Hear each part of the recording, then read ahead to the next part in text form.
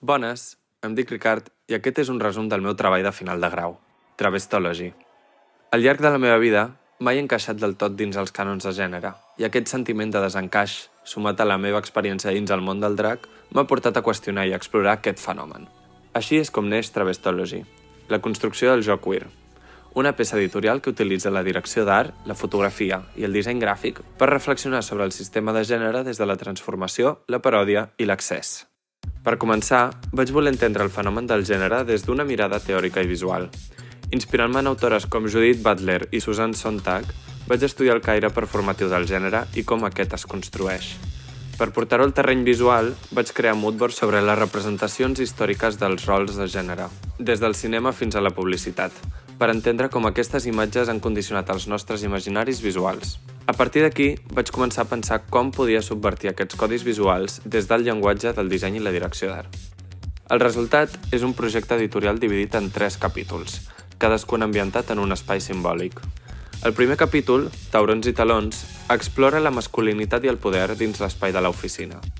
Un entorn que històricament ha exclòs la feminitat, aquí es transforma en un escenari on la burla, el glamour i l'accés serveixen per qüestionar les jerarquies i reapropiar-se del poder des d'una mirada queer. Les drag queens adopten els atributs del power dressing dels anys 80, grans americanes i talons alçats, per transformar-los en eines de paròdia i reapropiació. L'escena juga amb la figura de l'home alfa, el shark empresarial i dels discursos misògins contemporanis, invertint-ne la direcció del poder fins a fer-lo caure en ridícul.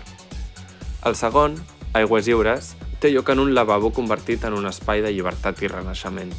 Allò que sovint ha estat un símbol de vigilància i control dels cossos trans i dissidents es transforma en un espai on les identitats flueixen, muten i es reconcilien amb elles mateixes. La model apareix en una transformació cap a sirena, envoltada d'aigües lluminoses i elements que evoquen la metamorfosi. Les papallones, els reflexos i els líquids simbolitzen el procés de canvi, mentre que la presència del triangle rosa invertit recorda la ressignificació dels símbols històricament opressius. El tercer, Fruit del desig, reinterpreta el jardí com a espai d'espiritualitat i sexualitat alliberada.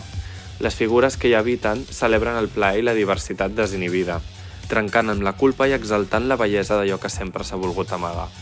Aquests personatges, andrògins, híbrids i plens de vida, celebren la carn i la natura com a espais d'alliberament. L'abundància de fruits, flors i animals actua com a metàfora del plaer i la diversitat, mentre que la serp travestida amb joies i perles encarna la subversió dels mites de vergonya.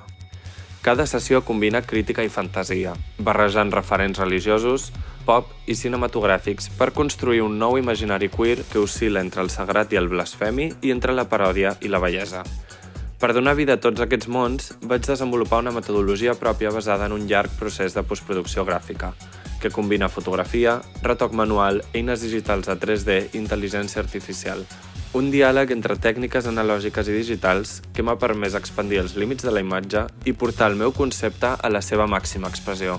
Tot el projecte culmina en una peça editorial que recull aquestes narratives juntament amb entrevistes als individus queer fotografiats. A la coberta, un triangle invertit ressignifica els símbols d'opressió històrica i la superfície metàl·lica actua com a mirall, convidant el lector a veure's reflectit dins la infinitat d'identitats queer. La peça es presenta dins una capsa negra, que conté també carpetes amb les làmines fotogràfiques. Aquest desplegament per capes simbolitza el procés de descobriment i de construcció propi de les identitats dissidents. En definitiva, Travestology és una proposta que busca expandir els límits del que s'entén com a representació queer, i alhora una mostra de com el disseny pot generar pensament crític i transformar la manera com ens representem.